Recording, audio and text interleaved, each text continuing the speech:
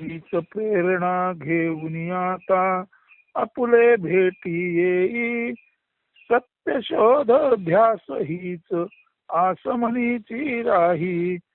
सत्य ध्यास सत्य आस त्याचीच आस पुढे पुढे नेई. क्षणाक्षणाने पळापळाने जीवन सरिता वाही. घनदाट अरण्ये कडे कपारी भीषण मानव सविता. क्षणाक्षणाने वाहत राही यासी ना अंत पारता. गढूळ मळकट अवघे पाणी जीवन कैसे फुलवी. रूढीग्रस्तता बद्ध दास्यता मानवाला झुकवी. झुकणे झुकविणे ठकणे ठकविणे खेळ अवघा नासे. मानवतेच्या नशिबी केवळ पडती उलटे फासे.